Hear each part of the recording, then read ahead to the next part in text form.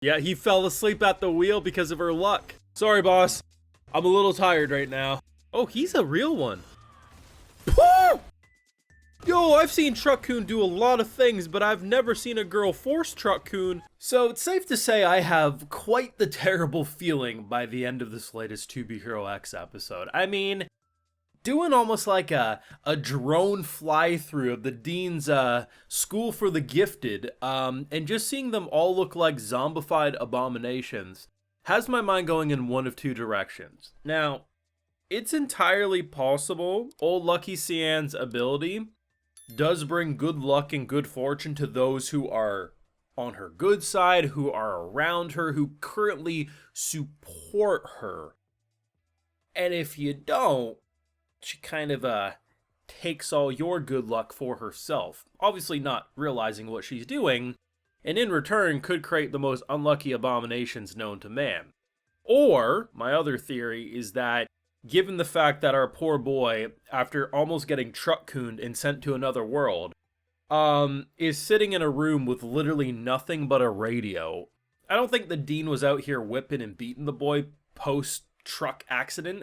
I just think he definitely punished him for not, keeping the golden goose around. It's entirely possible all the negativity was targeted towards him, and then in return that festered into some very toxic abomination atmosphere. But there's a lot of uncertainty. I've seen some really interesting theories last week about Lucky Cyan herself, like the fact that she was the only person to survive a plane crash. I had one person mention it'd be interesting if the reason she survived that crash was because all the people on the plane put their hope and prayers into a child surviving. That kind of blew my mind, but now seeing the end of the episode, I almost wonder if said child zapped all of their luck into herself, and that's why she was able to survive.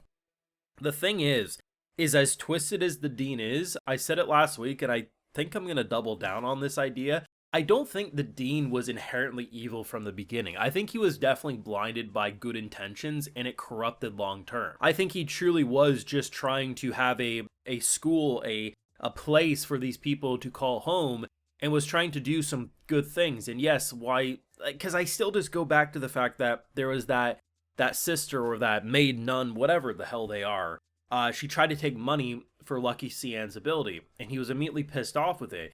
And it didn't give me the impression that he looked at that money and said, hoo, I'm going to be Scrooge McDuck. I'm going to be rich as hell. Going to dive into my bath of gold coins. It was more like, with this ability, with this type of money and power, we could truly change the world. I think that was his vision, and I think he was blinded by good intentions. I mean, sometimes the path to hell is carved with good intentions, and I think that's what it was.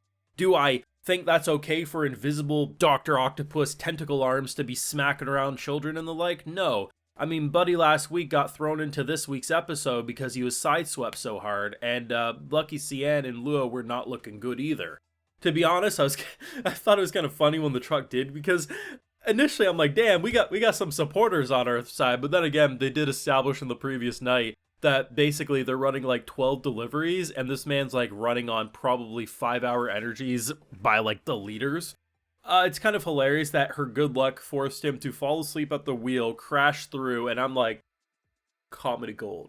I felt very bad for her boy, because in any circumstances, no one would have blamed Luo for immediately after being let go, sprinting with Lucky Cyan and running. Like, everyone would have been like, hip hip hooray, we're so happy. Instead, my boy hung on to the Dean and said, not today, man. If I'm gonna die, you're gonna die with me. Boy was an absolute G. And I do appreciate that before everything went truly toxic, we saw him listening to the radio, and because I'm so used to these stories, having these misunderstandings that, like, I thought we were close friends, I thought this or that, and they screwed me over. I appreciate that he was listening in on the radio, hearing about her success, and was just happy. He's like, that's everything I wanted. I want her to be able to escape this cult-like life and just go be happy.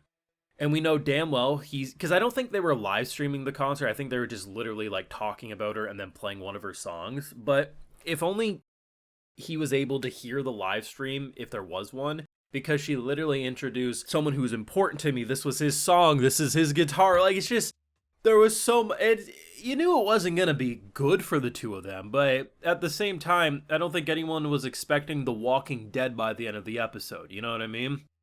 like, we know a lot about the characters before we even technically start. I mean, some more than others if you watch, individual character trailers and stuff, which I haven't done.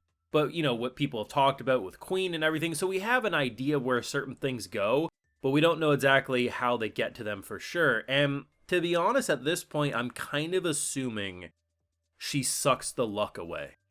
I feel like, just given the nature of the show, I think it would make so much more sense if, rather, like, just kind of pulling the rug from underneath our feet, because you're expecting, oh, luck and unlucky. But what if the whole time it's never been about luck and unlucky? It's just about a magnet of sucking all the luck and absorbing it into herself. Not that she's doing it willingly, but the fact that if she's doing it and she's no longer at this church, at this school, they are probably abominations of unluck right now. And it kind of turns a scene where those like random mothers and stuff were like, they found her on the street and they're like, oh my God, the goddess, it's the prophet, like, please.